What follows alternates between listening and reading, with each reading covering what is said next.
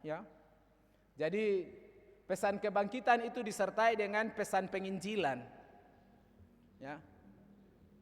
Pesan bahwa Yesus sudah bangkit, ya, itu disertai dengan pesan penginjilan.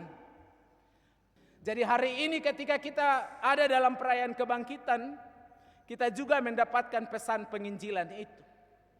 Pergi dan katakan kepada orang lain. Dan kepada, ini Petrus disebut, karena memang Petrus penting, dibaharui dan dipulihkan oleh Tuhan.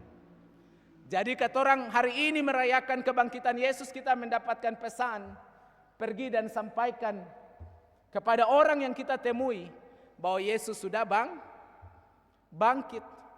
Bagaimana cara kita menyampaikan pesan kebangkitan ini kepada orang lain? Kita juga harus percaya bahwa Yesus sudah bangkit. Dan kepercayaan kebangkitan Yesus itu membawa kita dalam sebuah pembaharuan di tengah hidup ini. Supaya orang akan melihat pesan itu yang pertama dari diri kita. Sebelum kita bicara, mereka sudah melihat bahwa Yesus sudah bangkit. Dan dia hidup di dalam diri kita. Bagaimana cara bertutur kata, bagaimana kita bersikap, bagaimana kita bertindak di tengah-tengah seluruh kehidupan kita.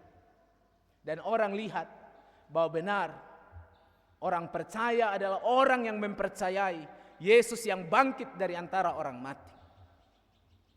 Dan Petrus juga mewakili orang-orang yang perlu dipulihkan oleh Tuhan.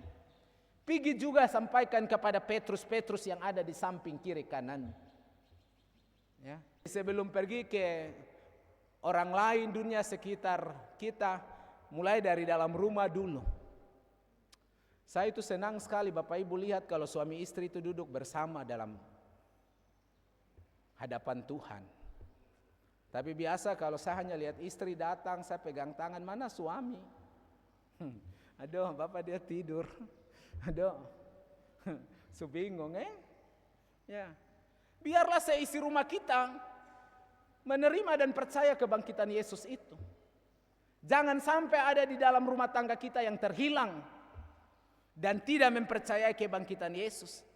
Sebab di dalam kebangkitan Yesus itu membawa harapan hidup di tengah-tengah seluruh perjalanan hidup ini.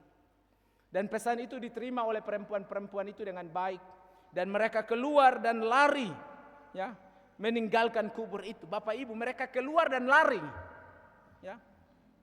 Artinya bahwa pesan itu mereka terima dan mereka mau cepat pesan itu sampai kepada murid-murid dan Petrus. Mereka tidak boleh lambat-lambat. Ini mau menunjukkan kepada kita dalam iman kita kepada Yesus. Tidak boleh kita lambat-lambat. Ya. Tapi bagaimana kita bergegas cepat untuk memberitakan tentang kebangkitan Yesus dalam hidup ini. Jangan bilang nanti besok, jangan bilang nanti lusa, jangan bilang minggu depan. Tapi ketika pesan kebangkitan itu sudah kita terima, segera kita melakukannya. Ya. Semoga kita hidup di sampai bulan depan. Tahu begitu ya? Jadi jangan lambat.